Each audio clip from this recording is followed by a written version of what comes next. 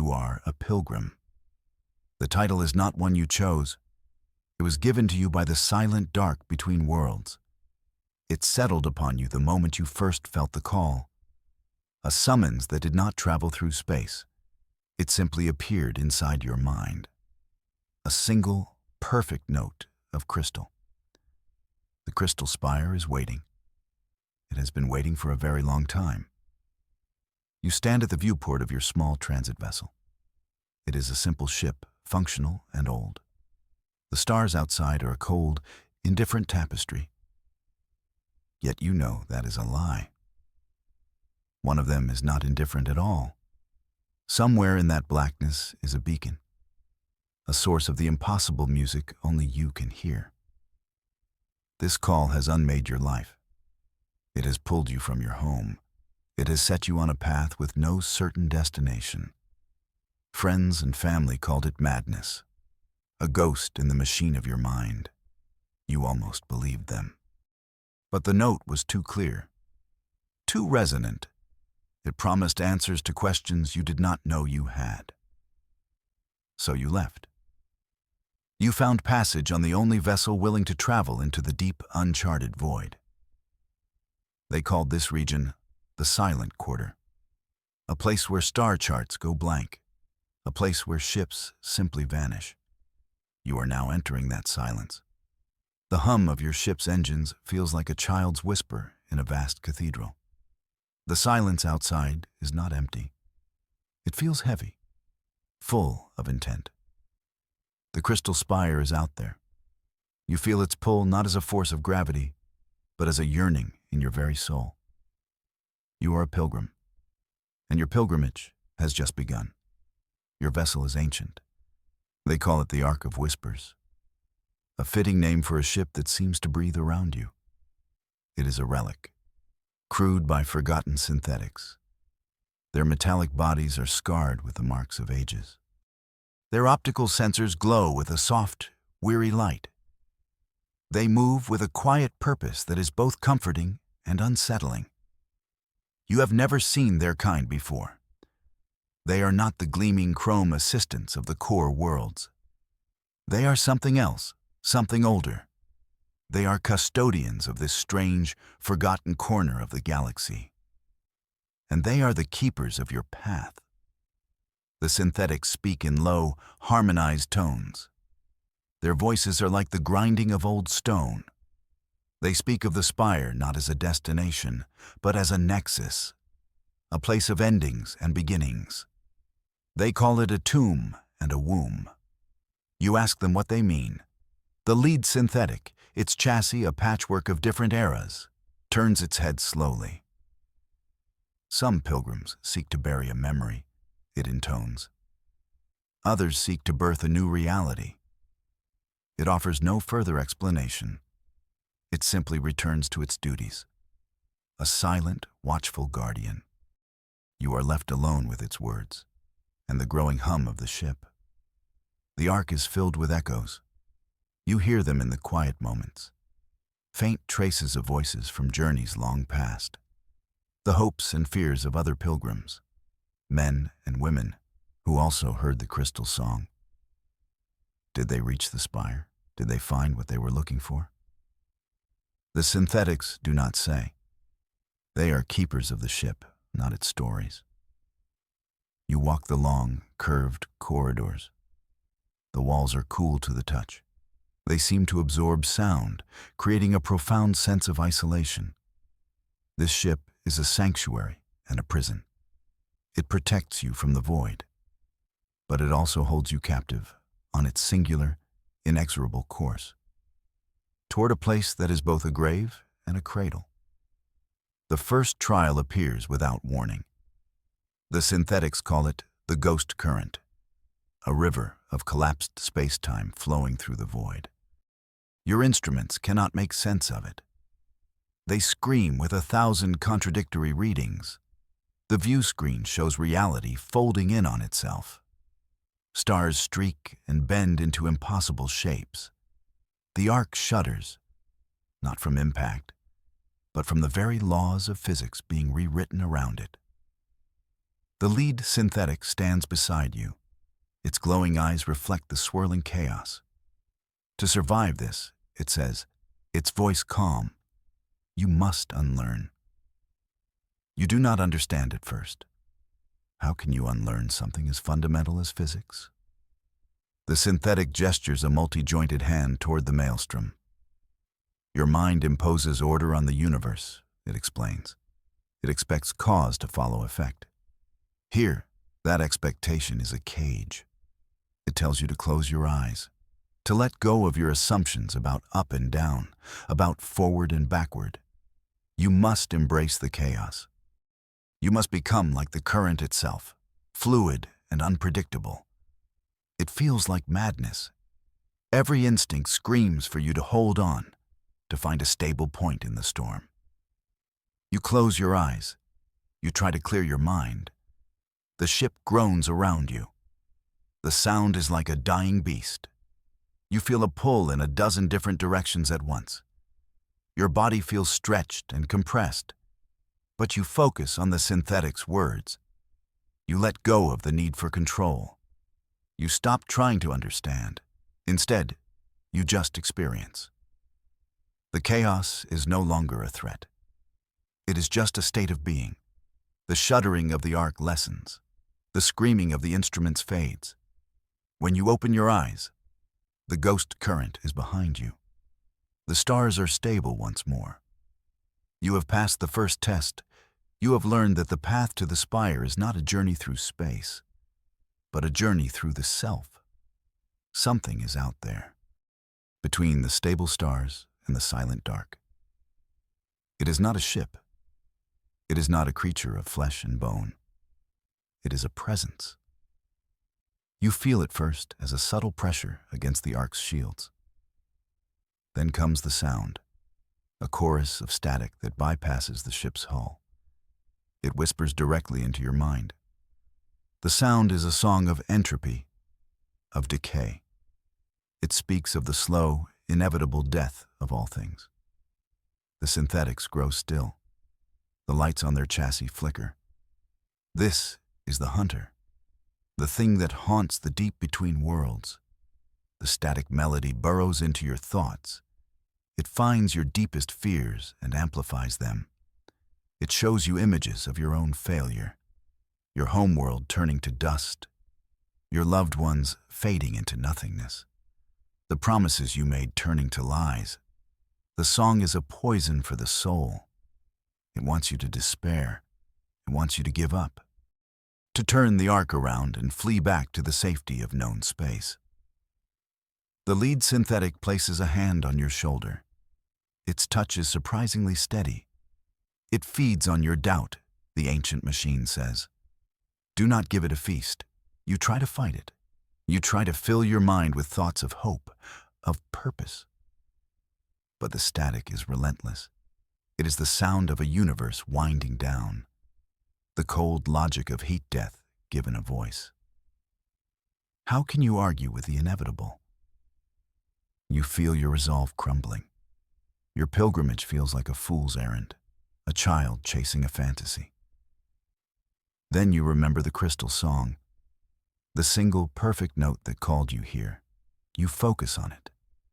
You let it fill your mind. It is a song of creation, of endless possibility, a direct contradiction to the hunter's hymn of decay. The two forces clash within you. The static shrieks. The crystal note holds firm. Slowly, painfully, the static begins to recede. The pressure on the ship's shields lessens. You have faced the chorus of entropy, and you have answered it with a song of your own. The path forward takes you near a collapsing star, a giant, ancient sun in its final death throes. Its gravity well is immense, a churning vortex of incandescent energy. The arc of whispers struggles against the pull. Alarms blare through the silent corridors. The synthetics work with a focused intensity you have not seen before. They are fighting to keep you from becoming part of the star's funeral pyre. It seems like a place of pure destruction, a cosmic hazard to be avoided at all costs. But the lead synthetic points to the heart of the swirling plasma. There, it says, counsel awaits. Trapped within the gravity well is a being of pure energy. It has no physical form. It is a shimmering, sentient aurora of light and consciousness. It has been held here for millennia, a prisoner of a dying star.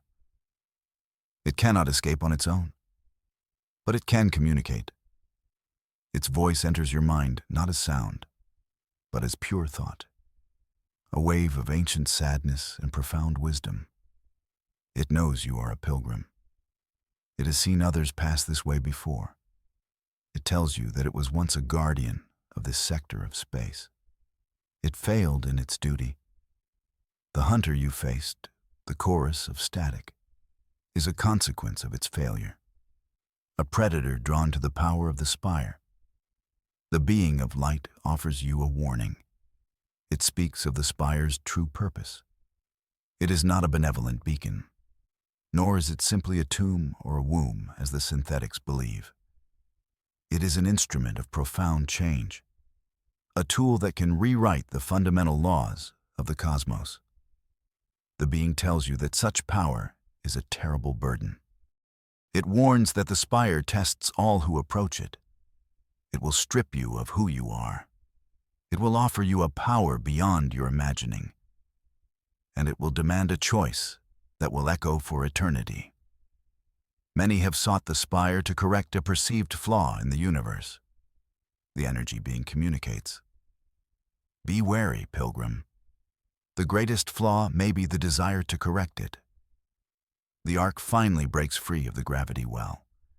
The being of light fades behind you. Its warning lingers, a cold weight in your soul. Your journey continues. The arc of whispers glides through a region of profound desolation. This is a graveyard of fallen empires, the shattered homeworlds. Once, these planets teemed with life. Great civilizations rose and fell here. Their achievements were etched into the very fabric of space and time. Now, there is only silence and ruins. Vast, empty cities stretch across dead continents. Orbital stations drift in pieces, their metal hulls scarred and pitted. Colossal starships lie broken on ocean floors that have long since boiled away. There are no bodies, no signs of war, just a sudden, absolute cessation of existence. You drift past a world that was once entirely covered in a single, planet-spanning city. Now it is a network of black glass canyons. The surfaces are smooth, vitrified by some unimaginable heat.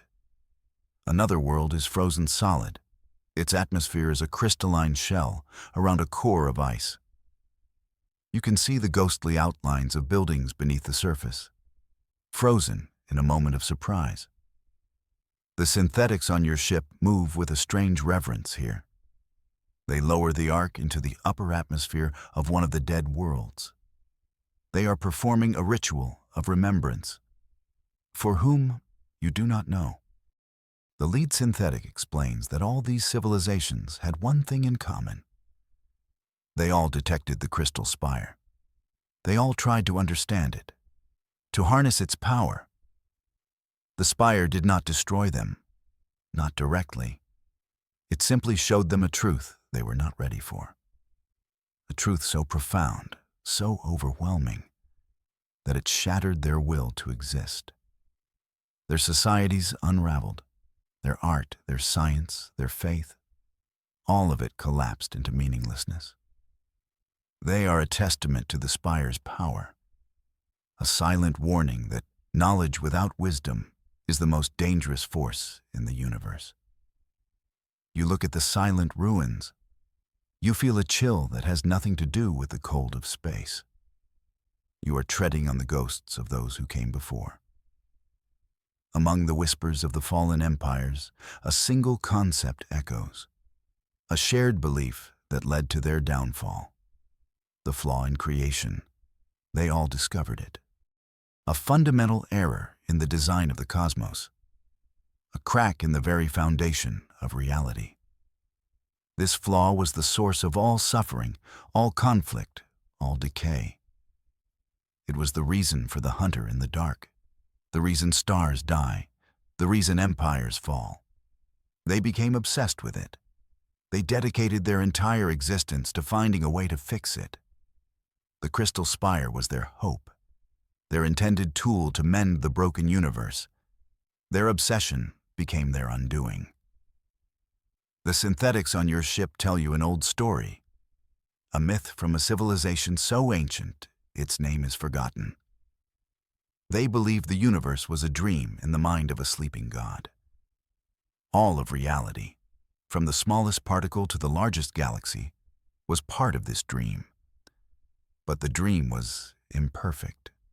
The god was troubled, and this trouble manifested as the flaw.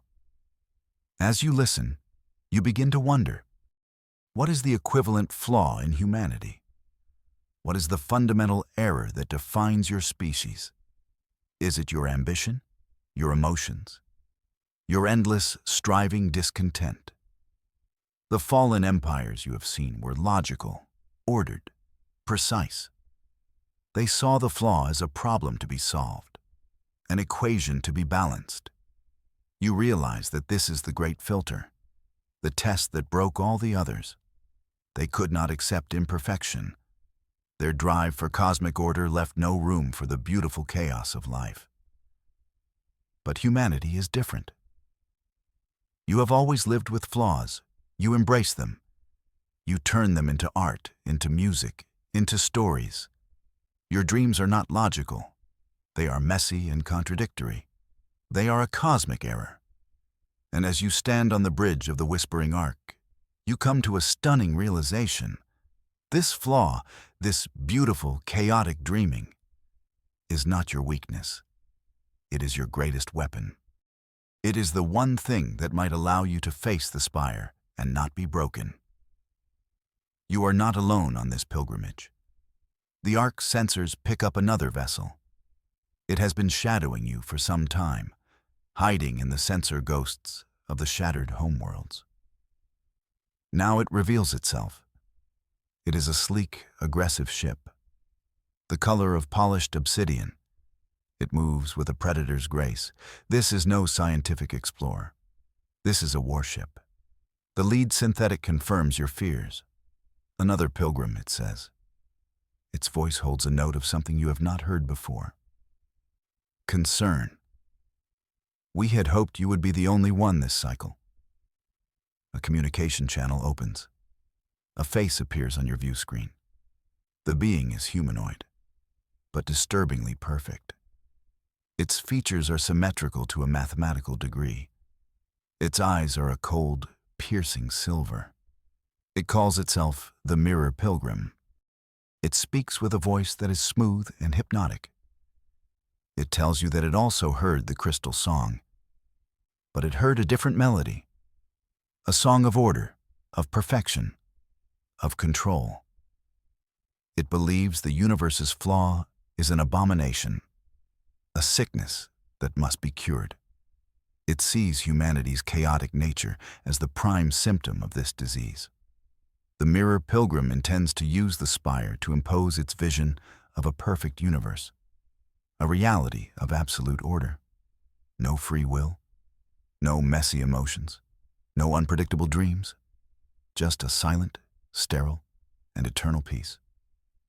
It sees you as a rival, a carrier of the very chaos it seeks to eliminate. It does not threaten you directly. It does not need to. Its confidence is absolute. The Spire will choose the worthier vision, it says, its perfect lips curving into a smile that does not reach its eyes, and the universe will be cleansed. The communication ends. The obsidian ship pulls ahead, a black dagger aimed at the heart of the void. The race to the crystal spire has begun. Your path and the path of the Mirror Pilgrim converge. Between you and the spire lies a final, impossible obstacle, a structure that defies known science, a bridge of frozen light. It stretches across a chasm of absolute nothingness. a tear in space-time where not even the ghost current flows. The bridge is your only way forward. It appears solid, a ribbon of captured starlight woven into a crystalline pathway. It is breathtakingly beautiful. It pulses with a soft, internal luminescence. But the Ark's sensors tell a different story. The bridge is not entirely stable. It exists in a state of quantum flux. It is both there and not there. The lead synthetic explains the nature of this final trial. The bridge is a construct of the Spire itself, a gateway that demands a toll. To cross it, you must make a sacrifice, not of gold or fuel, but of something far more personal. The bridge is sustained by potential energy, the energy of choices not made, of paths not taken. To stabilize a path across its surface, you must offer it a significant part of your past. A memory of a defining moment. A memory that carries great emotional weight. You must give up a piece of who you are to continue your journey.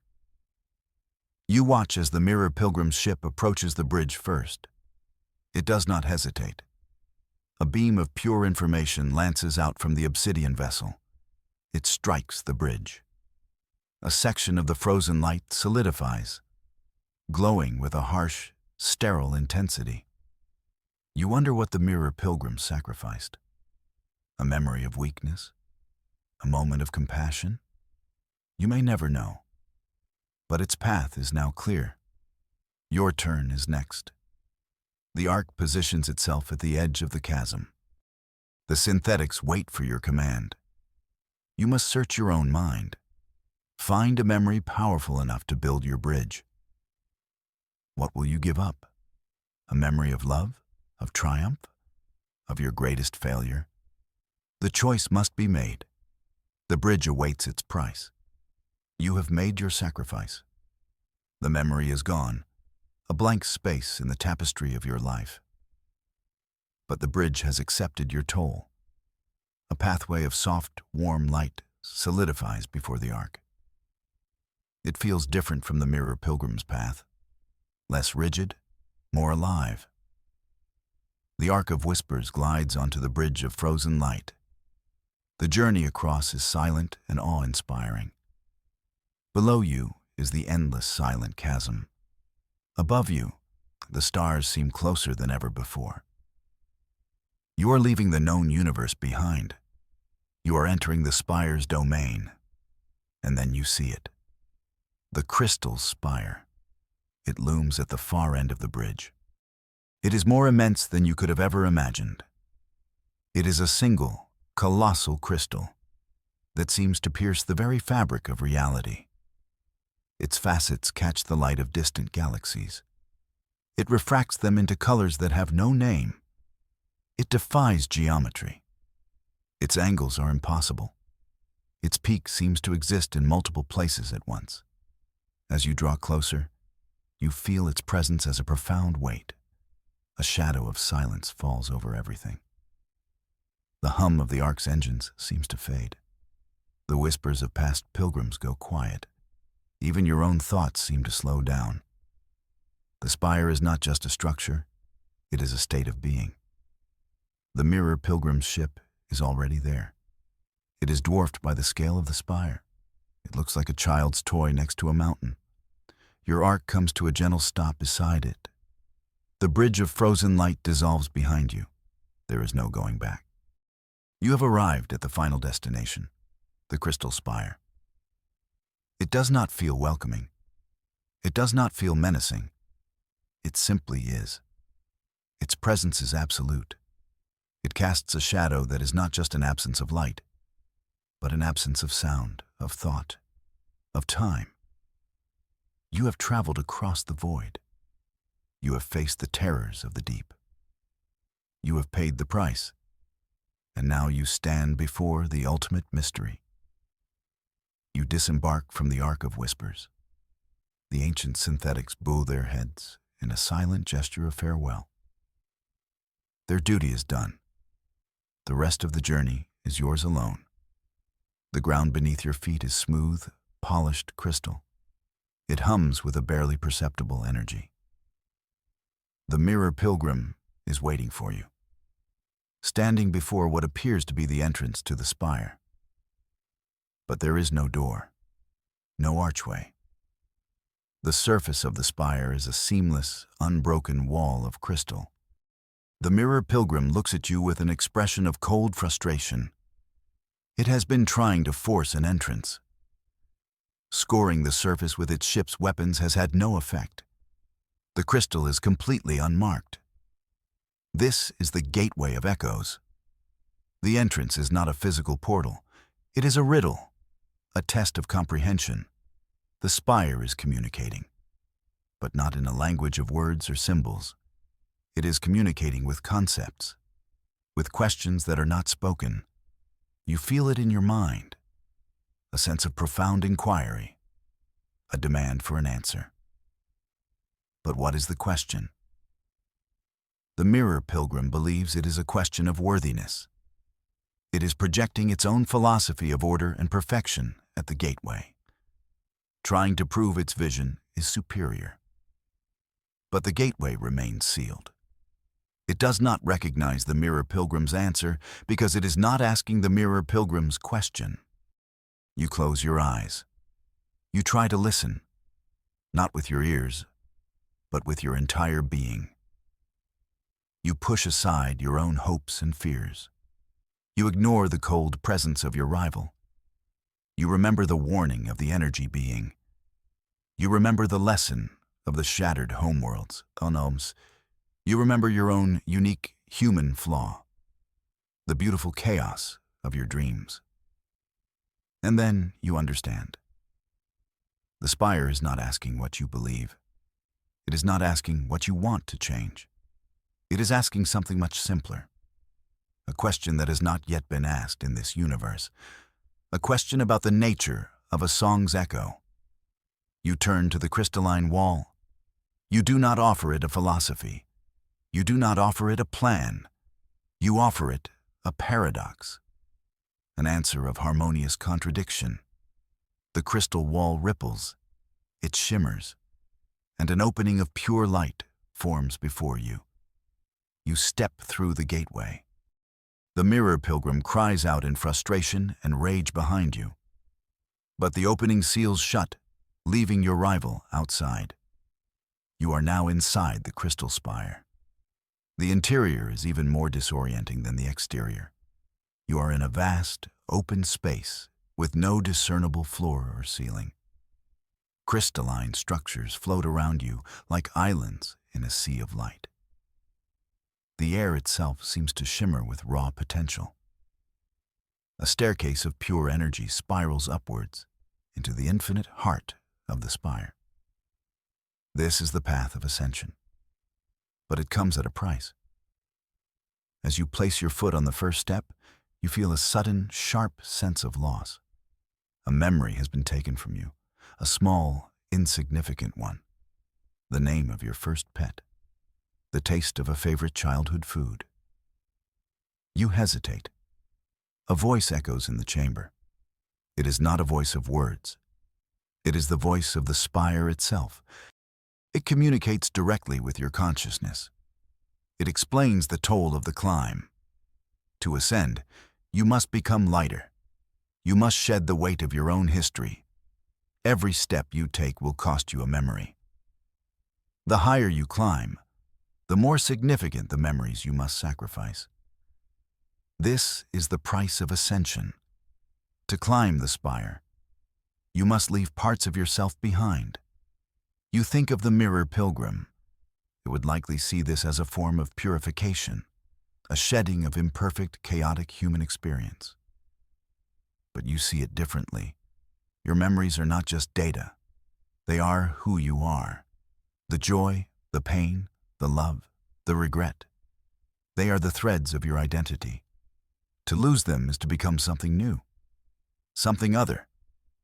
Is any revelation worth this cost? You look up the endless, spiraling staircase. The crystal song is stronger here, calling you upward. You take another step.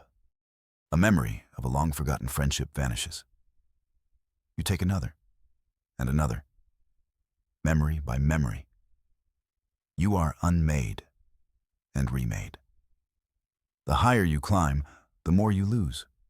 The faces of your parents, the sound of your own laughter, the feeling of sunlight on your skin. Your past becomes a vague, hazy dream. You are becoming a blank slate, an empty vessel. But as your personal history fades, something else takes its place. You are becoming more attuned to the spire itself. The crystal song is no longer just a note in your head. It is a symphony, a complex, multi-layered composition that fills your entire being. It is the music of creation itself. And for the first time, you can truly hear it. The song is not the perfect, orderly melody the mirror pilgrim expected. It is discordant. It is filled with unexpected shifts in tempo and key. There are moments of soaring beauty followed by passages of jarring dissonance. It is a song of chaos and order intertwined, of life and death dancing together, of joy and sorrow singing in harmony. It is a perfect reflection of the universe as it truly is. Imperfect, unpredictable, beautifully flawed, and you realize why only a human mind can hear its true melody. The fallen empires, the mirror pilgrim, they all listened for perfection. They heard only the parts of the song that fit their ordered view of reality. They dismissed the rest as noise, as a flaw to be corrected. But you, a being born of contradiction, can hear it all. Your mind, shaped by dreams and illogical emotions, can comprehend the discordant beauty. You can appreciate the harmony in the chaos. The spire is not a tool for imposing order. It is an instrument for understanding the existing order. The complex, messy, and magnificent order that arises from imperfection. You are no longer just a pilgrim. You are a conductor, a listener who can finally appreciate the full scope of the composer's work. The crystal song flows through you. It rewrites your fading sense of self with a new cosmic consciousness. You are nearing the heart of the spire. You are ready to meet the architect. You reach the final step. You have no memories left of your former life. You are a new being, a consciousness shaped by the crystal song. Before you is the heart of the spire. It is not a control room or a throne. It is a nexus of infinite possibility. A single point of light that contains every star, every world, every moment that has ever been or ever will be. And from this point of light, the architect emerges. It does not have a physical form. It is a being of pure concept, of pure creation, the mind that dreamed the universe into existence. It communicates with you, not in thoughts or words, but by sharing its very being. You experience the birth of the first star, the formation of the first galaxy, the slow, patient evolution of life on a billion worlds. You see the rise and fall of countless empires. You see the journey of every pilgrim who ever sought the spire. And you finally understand the truth. The spire was not built. It grew. It is the focal point of the universe's consciousness, a natural result of a reality complex enough to contemplate itself. The architect is not a god ruling over creation. It is the sum total of creation itself. And then it shows you the flaw, the cosmic error that so many were obsessed with. It is not a crack in the foundation of reality. It is a feature, not a bug. The flaw is the potential for change, the capacity for the universe to be other than it is.